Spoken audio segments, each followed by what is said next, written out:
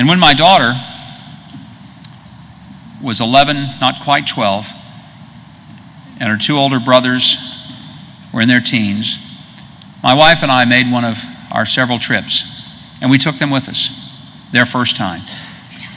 And when it came time to go to Yad Vashem, we struggled with whether or not to take our youngest, our daughter, into Yad Vashem, because the experience, frankly, can be so overwhelming. I've never been through there that I didn't come out weeping. I've never been in Yad Vashem when I was not deeply moved, and no matter how many times I've been, I cannot go without it making something happen deep inside of me. But we discussed and decided that it would be best that we take her. We weren't sure that we would be able to go back anytime soon, and I wanted her to understand why her parents had left the comfort of what had become a pretty decent life for our family to get into something like politics, and why that when good people sit back and do absolutely nothing, the most horrible things can happen. I wanted her to understand that. And so I took her by the hand and we started going through Yad Vashem. And it's arranged chronologically, so that you see what happened when the Nazis came to power and they first started going through the process of isolating and then humiliating the young Jewish children. And when she saw the stars of David that were sewn onto the clothes of the Jewish children so that they would be identified from the other children, and then they could be mocked and laughed at and humiliated and isolated from their classmates, I could see in her that sense of how wrong that was, and she couldn't believe that people would do that to a child. As we came to the part of Yad Vashem which depicted the horrors of the Warsaw Ghetto, where little children were shot for sport by the Nazi soldiers, and the reason we know this is because the Nazis, in all of their cruelty, actually took photos of them shooting the children. And many of these children were left to roam the streets by themselves at night. Their parents had been hauled off to the death camp by the trains. The only warmth they had on the cold winter nights was sleeping across the grate of a sewer, and the food was what might be tossed from some sympathetic pole from upper story windows, knowing that if they got caught doing that, they would be on the next train to the death camps. And then we came to the part of the exhibit that depicted what happened at Auschwitz and Dachau.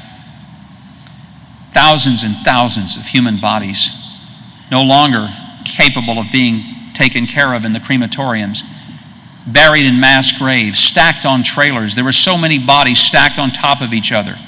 These bodies of these Jewish people, stripped naked, all of their possessions taken from them, their dignity stolen from them, treated not like human beings, not even like living creatures. And in fact, so many bodies piled on each other that in the photos it looked more like sticks of lumber than it did like human beings.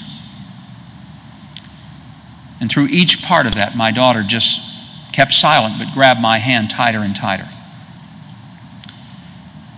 As we came to the conclusion of Yad Vashem, as one walks out, there's a guest book at the exit. There, one can put name and address, and then comments of any reactions that you have from seeing. My daughter reached into my pocket and pulled the pen that was in my pocket, and I watched over her shoulder as she started scribbling her name and then her address. And she paused a moment, and then I watched as she started writing in the comments section, and I was most curious to see, what would this 11-year-old girl, what would she say? And I was hoping that maybe I would have some indication that this experience had impacted her and that she got it, that she understood what happens when decent, good, and godly people stand back and allow the most horrific things to happen to others because they do not believe that it touches them or matters to them. And if I had any doubt, that doubt was erased as I stood over my daughter's shoulder and watched her write words I will never forget so long as I live. The words that she wrote were simple words. This is what she wrote. Why didn't somebody do something? That's all she wrote down. Why didn't somebody do something? Why didn't somebody do something? And after she'd written those words, she put the pen back up in my pocket. She didn't say another word for 2 hours. But I never had to ask her, did she get it? Did she understand? As I left there that day,